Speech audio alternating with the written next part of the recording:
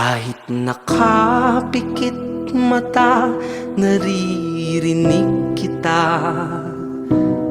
Kahit nakatakip tenga, nakikita kita. Hindi ako perpekto katulad ng iba, pero kahit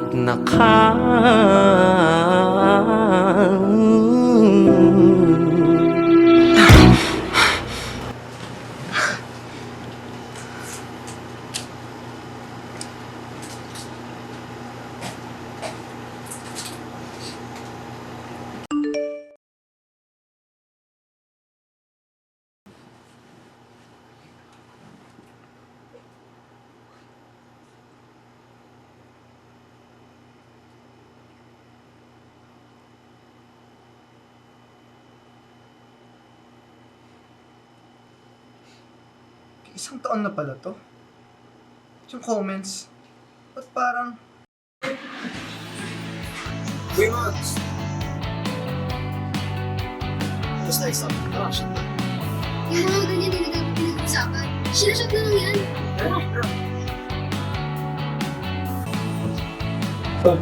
Ano ba? Ano mo? Wala ka. Ano ko lang? Ano tayo po? Parang, kasi lang ako, nakatalo kasi ako, tapos ang pala, sa sumihin mo talaga. Ano bakit naman? Guys, sige, huwag ganyan. Sorry. Uy, hindi ka na ba talaga sa tama? Hindi talaga person. Bye-bye. Saan talaga pupunta ako next time? Alam mo, pwede ka na naman kasi. Pero sige, pwede ka na muna din. Pag okay ka na, ako ka na lang sa kondo ko, ha? Sige. Ano lang ako? Max! Max! Tapos na. may tumawag sa pangalan ko, labing isang palakpak. Tinanong kung okay lang ako, sabay abot ng baso, may naghihintay. Bakit ba pag nagsawa na ako, biglang ayoko na?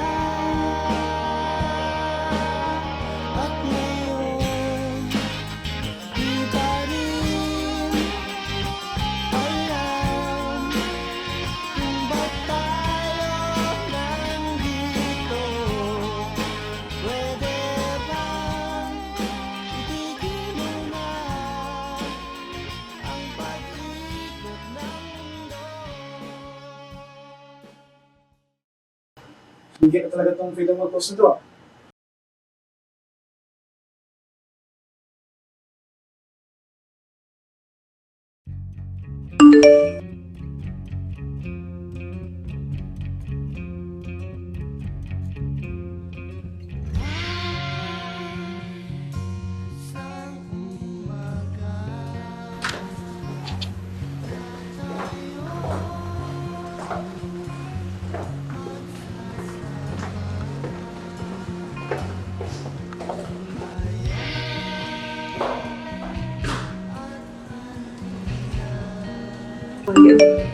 Lagi na naman ang signal sa elevator. Ganda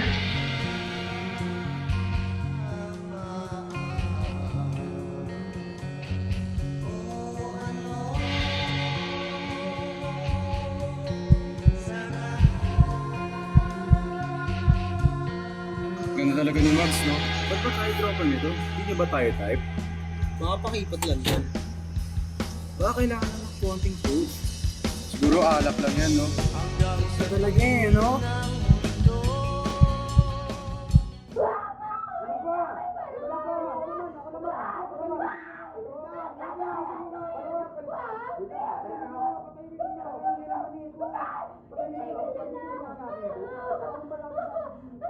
Hindi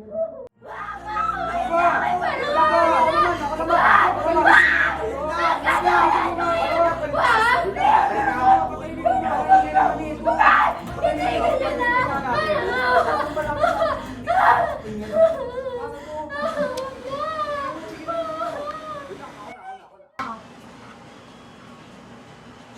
Hindi dapat tahimik lang ako. Dapat ilabas ko na to sa nakatataas.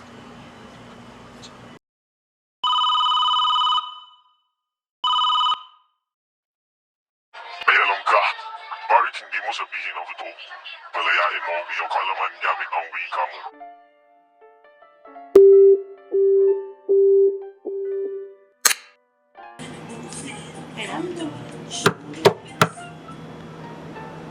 Nandito po ba si Garcia, Carl? Garcia po. Oh, Sama po kayo sa akin.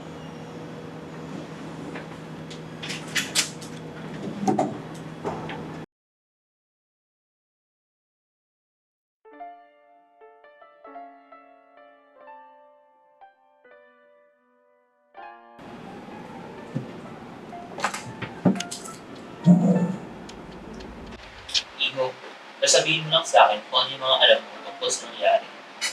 pinlanungan nila ang lahat. Lahat sila may kasalanan dito. Ni isa sa kanila, walang inosente. Iho, kalmahan mo. Kailangan ko namang importanteng detalye upang matulungan kita. Nung natapos ang exam namin, nagkaya sila mag-inuman. Tumanggi muna ako dahil sa pagod. Pero nung pagkabalik ko, naririnig ko si Magdalene sumisigaw. Sapat na ang narinig ko. Alam kong gusto mong magkaroon ng hustisya ang kaibigan mo. Pero nais ng paaralan na hindi na lalong lumaki at kung ano pa ang problemang ito. Ano pong ibig sabihin niyo? Hindi ba't ikaw ang panganay sa inyong magkakapatid? Sa'yo nakasalalay ang kinabukasan ng pamilya mo. Hindi ka lakihan ang sinisweldo ng magulang mo at alam kong ginagapang niyo lang ang pag-aaral mo.